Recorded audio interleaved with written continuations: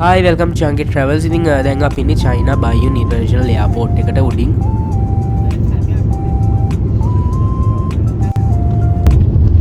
ඉතින් දැන් අපි ලෑන්ඩ් කරා. ඉතින් මම මේ චීනය ගත කළ සති දෙකේ ටුවර් එකේ දෙවෙනි vlog එක. ඉතින් Baiyun Airport එකේ ඉඳලා හොටෙල් එකට යනකම් මගේ එක්ස්පීරියන්ස් එක තමයි මේ vlog එකේ තියෙන්නේ. මීට කලින් පිටරට ටුවර් එකකට එක් වෙලා නැති ඕ ළඟදී යන්නට බලාගෙන ඉන්න හැමෝටම මගේ අත්දැකීම් බෙදා ගන්න පුංචි හරි දෙයක් ඕගොල්ලන්ට ප්‍රයෝජනවත් වෙයි කියලා තමයි මම මේ vlog එක අප්ලෝඩ් කරන්නේ. ඉතින් යාළුවොත් එක්ක ෂෙයා කරන්න ඒ වගේම මම ලංකාවේ ඉඳලා චයිනා වලට ආපු vlog එක උඩ කාට් එකෙන් බලා ගන්නත් පුළුවන්.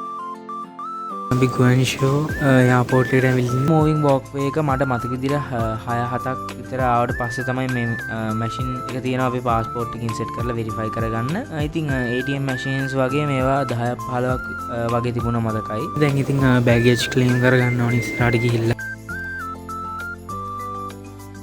මේ තියන්නේ දැන්ට ලංකාවේ වෙලාව 12:00යි චයිනාවල වෙලාව හරියටම 3යි. අපි මෙතනින් දකුණට ගිහිල්ලා arrival cards පෙරලෙන යානම කාඩ් 4ක් පුරවන්න ඕනේ. ෆ්ලයිට් ඩීටේල්ස් අපි යන්නේ කොහාටද වගේ විස්තර එන්ටර් කරලා මේ ඉදිරියෙන් තියෙන කවුන්ටර් වලට තමයි අපි යන්න ඕනේ. කවුන්ටර්ස් 10ක් වගේ තිබුණා. ඊටත් වැඩියද කොහෙද? පාස්පෝර්ට් එක ෆේස් චෙක් කරලා ඉවරුනාම තමයි අපේ බෑගේජ් ක්ලේම් කරන්න යන්න දුන්නේ.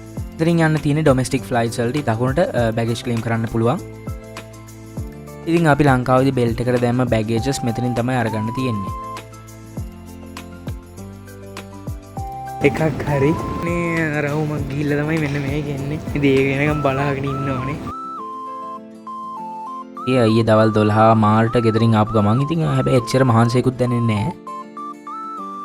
දැන් වෙලාව හරියටම 4ට වගේ.私 OK 啦。Jippo か。Jippo。你过去广州？ Yeah, 广州 hotel I 里。 have a friend. 然后飞打，然后飞打，taxi OK 的，到不了。ටැක්සි ඩ්‍රයිවර්ස්ලා කතා කරනවා. අපි ලොකේෂන් එක ඩ්‍රොප් කරන්න. ඉතින් අපි ට්‍රේන් එක තියෙන නිසා අපි නැවතුණා. ඉතින් දැන් අපි ඉන්නේ ගුවන්ෂෝ බයියුන් එයාපෝට් එකේ. අපි අද යන්නේ ෂෙන්සෙන් වලට. ඉතින් ලංකාවේ ඉඳලා ෂෙන්සෙන් වලට ඩිරෙක්ට් ෆ්ලයිට්ස් නැහැ. ඉතින් ගුවන්ෂෝ වලට ඇවිල්ලා මෙහෙන් ඩොමෙස්ටික් ෆ්ලයිට් එක තමයි ෂෙන්සෙන් වලට යන්න පුළුවන් වෙන්නේ. මේ අපි හිටපු ෆ්ලෝ එකෙන් එලිවේටර් එකේ එක ෆ්ලෝ එකක් පහළට ආවම එයාපෝට් එකේ බේස්මන්ට් එකේ මෙට්‍රෝ ට්‍රේන්ස් තියෙනවා. ඉතින් මේ විදිහට ලංකාවේ එයාපෝට් එකක් හදන්න පුළුවන් නම් මිනිස්සුන්ට කොච්චර පහසුද. මෙතන ට්‍රේන් ටිකට්ස් ගන්න ඕනේ අපිමයි. ඔය පේන මැෂින්ස් වලින් මැෂින්ස් වලට කොයින්ස් දාලා ටිකට්ස් ගන්න ඕනේ. ඉතින් ලංකාවේ අයියල් දෙන්නෙක් තමයි අපිට උදව් කරේ එතනදී. ඉතින් මෙතන මෙට්‍රෝ ට්‍රේන් මැප් එක දාලා තියෙනවා. ඉතින් මෙට්‍රෝ ලයින් 3 ගිහින් ඊට පස්සේ ලයින් දෙකේ ට්‍රේන් එකකට මාරු වෙන්න තිබ්බේ අපිට. ඉතින් මේකේ ලයින්ස් වලට වෙන වෙන කලර්ස් දාලා තියෙනවා. ඉතින් මේ අපේ මල්ලිගේ පළවෙනි ට්‍රේන් ජර්නි එක. ඉතින් එයා ලංකාවේදී හරි ආසවෙන් හිටියා ට්‍රේන් එක යන්න. හැබැයි අපිට එහෙම යන්න ගමනක් තිබුණේ නැහැ. ඔයාලට පේනවා නම් මේ ලයිට් පහ වෙන විදිය අපි යන ස්පීඩ් එක හිතා ගන්න. ඉතින් එයාපෝට් එකේ ඉඳලා ගුවන්ෂෝ රේල්වේ ස්ටේෂන් එකට කිලෝමීටර් 30ක් වගේ තියෙනවා. ඉතින් මේ ට්‍රේන් එකෙන් බැලලා ලයින් දෙකේ ට්‍රේන් එකේ ගිහිල්ලා අපි මෙට්‍රෝ ලයින් එකෙන් එළියට එනවා. ඉතින් මෙට්‍රෝ ට්‍රේන් යන්නේ බේස්මන්ට් ලෙවල් එකෙන්. දැන් අපි ඉන්නේ ගුවන්ෂෝ රේල්වේ ස්ටේෂන් එකේ. ඉතින් මෙතනින් අපි ට්‍රේන් එකේ ෂෙන්සෙන් වලට යනවා. මෙතන ටිකක් අපේ පෙට රේල්වේ ස්ටේෂන් එක වගේ. හැබැයි ගොඩක් ලොකුයි, හරිම පිරිසිදුයි පිළිවෙලයි. ඉතින් මල්ලි මහලොකට එයාගේ බෑග් එක ගෙනාවට අම්මට තමයි අරන් යන්න ඕනේ. ඉතින් එයාට එක්ස්ට්‍රා ස්රූට් එකක් ඒ වගේම හදිස්සියට බේත් ටෝයි එකක් වගේ තමයි ඔගේ තියෙන්නේ. දැන් වෙලාවටයි ශ්‍රී ලංකාව වෙලාවෙන් 5:00 වගේ. ඉතින් අපි ටිකට්ස් අරන් පාස්පෝර්ට් චෙක් කරලා තමා මෙතනින් ඇතුළට යන්න තියෙන්නේ. ඉතින් චයිනීස් අයට වෙනම ID කාඩ් එකක් තියෙනවා.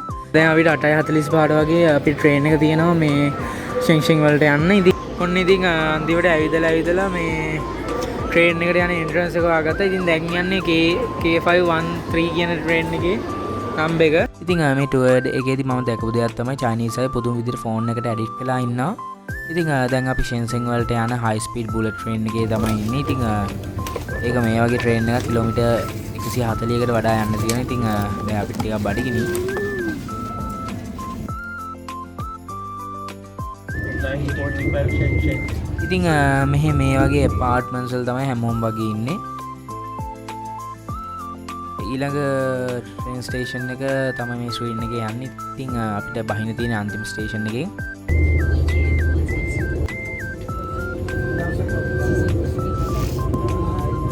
ඉතින් දැන් හොඳටම වැස්ස. ඉතින් දැන් මේ ඉන්නේ ෂෙන්ෂෙන් රේල්වේ ස්ටේෂන් එකේ.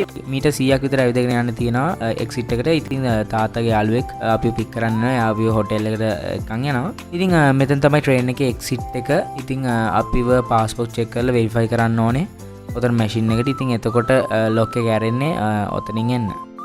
ඉතින් චයිනීස් අයට නම් ඒගොල්ලෝගේ තියෙන ID කාඩ් එකක්. ඒ ID කාඩ් එක ස්කෑන් කරලා එන්න පුළුවන්. ඉතින් අපි මේ ෆොරිනර්ස්ලා ඉඳලා අපේ පාස්පෝර්ට් එක ස්කෑන් කරලා තමයි අපිට මෙතනින් එන්න දුන්නේ. ඉතින් Shenzhen වලට ආපු ගමන් අපිට මේ SIM කාඩ් එකක් ගන්න ඕන නම් චයිනවල එඩියුකේටඩ් කමියුනිටි එකට ඉංග්‍රීසි හොඳට කතා කරන්න පුළුවන්.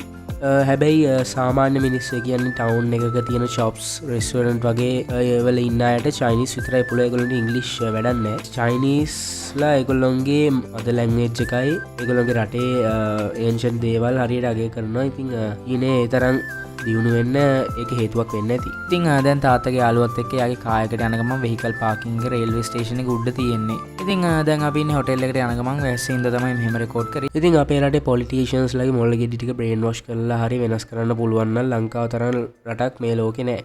ඉතින් කොච්චර සැප සම්පත් පිට රටවල් තිබුණත් තමන්ගේ ගම හිතට දැනෙන නිදහස් ලාංකිකයන් වන අපිට වෙන කොහෙවත් දැනෙන්නේ නැහැ. ඉතින් පිටරටවල ඉන්න අය ඒක කියන්නේ නැහැ. ඉතින් ඉදිරි බ්ලොග්ස් වලදී මම මේක ගැන තව කතා කරන්න. කොච්චර ලොකු බිල්ඩින් තිබ්බත් ඉතින් කොච්චර ගස්වල් තියෙනවද කියලා පේනවනේ ඔයගලන්ට. ඉතින් අපිව ලන්ච් එකට එක්කන් ගියා අංකල් මේක ඉන්දියන් රෙස්ටෝරන්ට් එකක්. හරිම රසයි කෑම.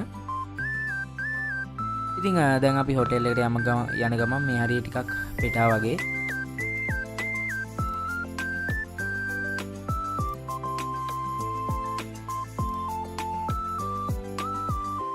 ඉතින් ඔන්න අපි හොටෙල් එකට ආවා. ඉතින් මේ හොටෙල් චෙකින් එක 2:30 මාට් වගේ තියෙන. ඉතින් අපිට තව ගොඩක් වෙලා තියෙනවා. ඉතින් අපි ආවේ 5 star හොටෙල් එකකට නෙමෙයි. ඉතින් අපි රෑ විතරයි ඉන්නේ. ඇත්තම කිව්වොත් දවල් තිස්සේ ඇවිදිනවා. ඉතින් උදේ ගියාම එළියෙන් ඩිනර් අරගෙන තමයි ඉතින් එන්නේ. ඉතින් ඒකින්ද මැච් වෙන සාමාන්‍ය හොටෙල් එකක් තමයි අපි බුක් කරගත්තේ. අපිට චෙකින් වෙන්න දැම්මම බැරි නිසා අපි ආවා මැක්ඩොනල්ඩ් එකට.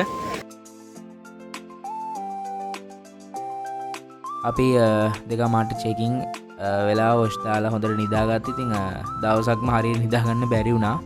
දැන් රෑ 4 විතර ඇති. ඉතින් දැන් අපි එළියට ආව ටිකක් ඇවිදලා ඩිනර් අරන් ආපහු එන්න.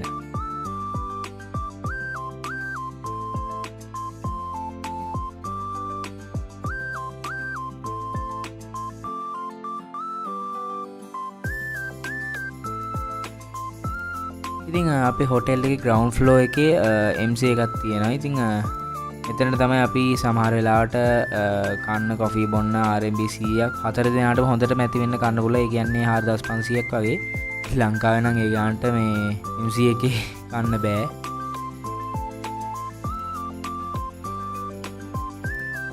ඉතින් Shenzhen වල හැමදේම හරිම ගණන්.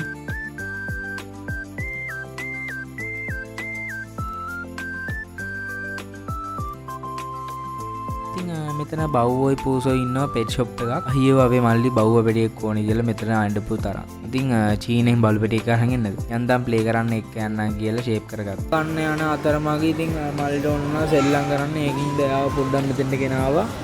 ඉතින් මෙතන ගොඩක් වෙලාට පුංචිම් බබාලගේ තමයි තියෙන්නේ. ඉතින් මේ තමයි මෙතන තියෙන කිඩ්ස් ඒරියා එක.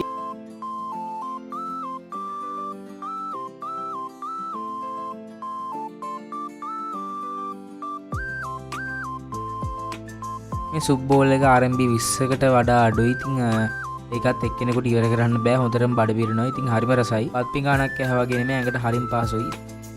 මේ මාල්ලිගේ ෆේවරිට් ඩම්ප්ලින්ග්ස්. ඉතින් වොන්ටන් කියලාත් කියනවා ලංකාවේදී කොහොම හරි අපි 4 දිනාටම චොප්ස්ටික්ස් වලින් කන්න පුරුදු වුණා. මොකද ඒ හැඳි ගෑරුප්පු සාමාන්‍ය කඩවල නෑ. ලොකු හොටෙල්ස් වලට ගියාම විතරයි හැඳි ගෑරුප්පු වගේ තියෙන්නේ. ඉතින් ඔයාලට හිතනවනේ මේවා කාලේ ඉන්න පුළුවන්ද කියලා. ඇත්තටම මාරම රසයි. අපි හොඳටම රසින්ද බඩ පිරෙනකන් කෑවා. ඉතින් හරිම සතුටුයි. මේ 13 වෙනි ඉරිදා රෑ අද vlog එක ඉවර කරනවා. ඉතින් මම මෙහෙම. ඉතින් අපි දැන් හොටෙල් එකට ගිහින් හොඳට නිදා ගන්න ඕනේ. හෙට තව වැඩ ගොඩක් තියෙනවා. ඉතින් subscribe කරන්න අමතක කරන්න එපා. මේ වීඩියෝ එක ගැන ඉම්ප්‍රෙෂන් එක පහලින් කමෙන්ට් එකක් දාන්න අමතක කරන්න එපා. යාළුවන්ටත් බලන්න share කරන්න, වීඩියෝ like කරන්න. අදට ගිහිල්ලා